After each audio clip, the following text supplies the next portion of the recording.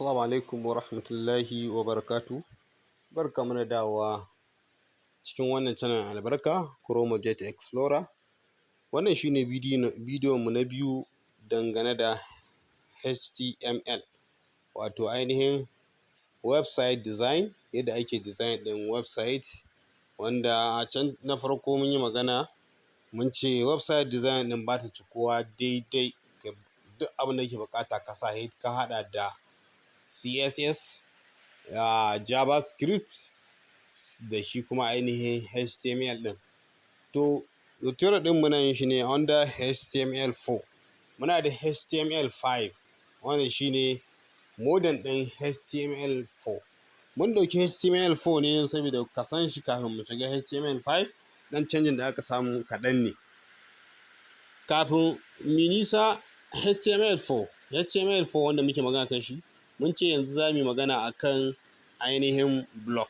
Ya ake gina block? Bari mu baku misali block. Misali, ɗaki ne, kana da ɗakuna ƙwara 6. To kuma in kana son ka shiga ɗaki na 6, ya zama dole sai ka shiga ɗaki na farko, ka shiga na 2, ka shiga na 3 har ya zuwa na 6. To haka shi block ana gina shi ne under 6H. 6H zuwa 6H ake tsaya. H1, H2 zuwa H6. Sannan ana gina shi ne ƙarƙashin body. Wato body na ainihin shi website design ɗinka. Kamar da na baku misali. Misali na biyu shine duk wanda zai shiga website zai ga akwai wasu na shiga na farko, za ga website yana cewa ka sign up ko sign in idan ka taɓa yin register, sannan zai kai ka a mataki na biyu, ka yi kaza. To a duk wannan shigar da za ka yi da in shige da za ka yi, to bai wuce H6. To wannan room kenan, ɗaki ne, kowane da ake gina shi, sannan ka gina wancan, ka gina wancan, haka ake yi. Kuma zai shiga cikin magana yadda suke.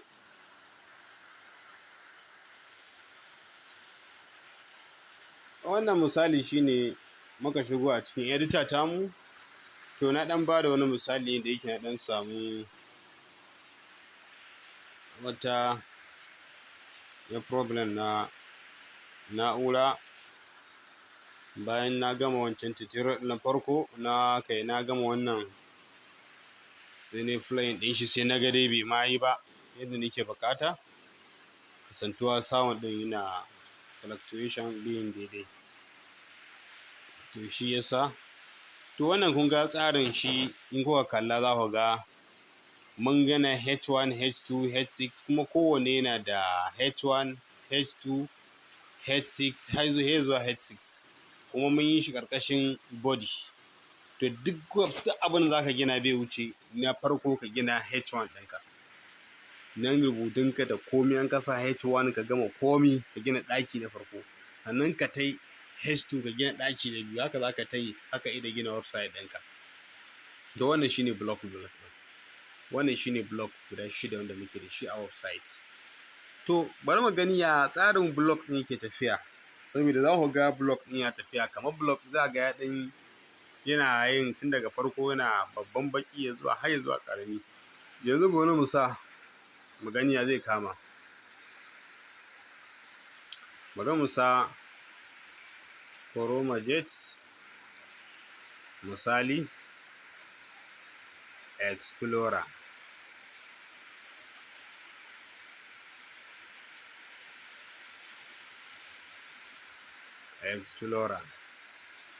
Tunan ma sai mu sa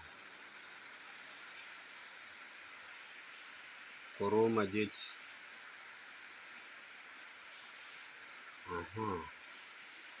Explorer. Shi ma wannan mun gama, sai mu sa wannan. Na manta na sa shi duka da babban baki.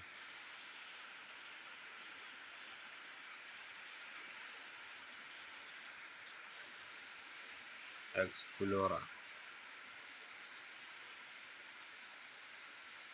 Shi ma wannan.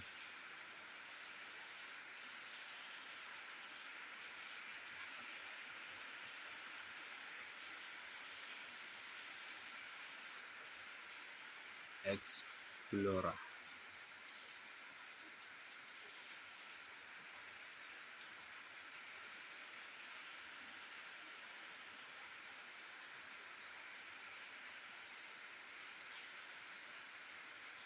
Yawa.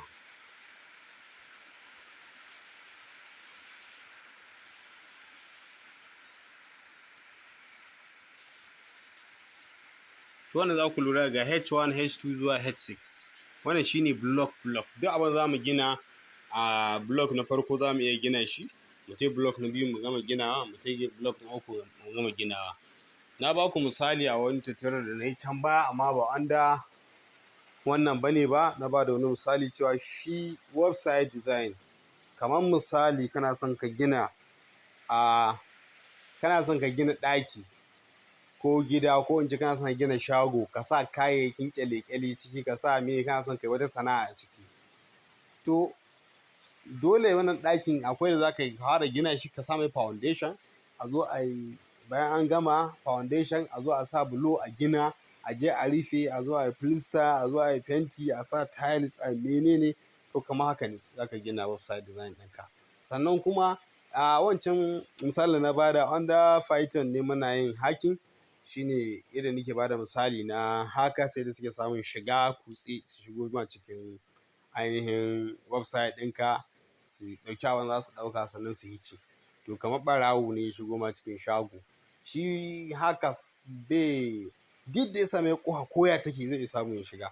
To duk dai ba cikin wannan abun muke ba, cikin wannan muke. To wannan shine dai a ainihin block. To bari mu playing ɗin shi, running ɗin shi mu gani.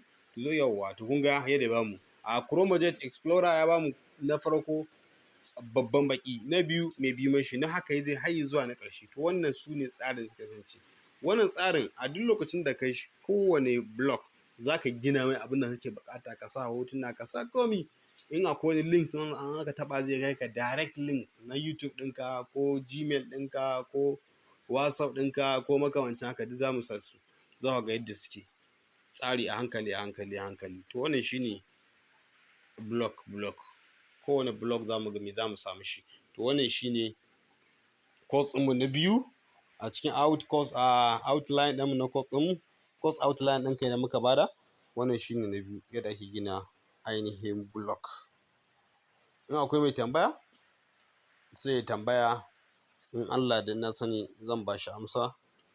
In kuma akwai wani kuskure da muka yi sai a ƙoƙari Allah a gyara mana. Assalamu alaikum.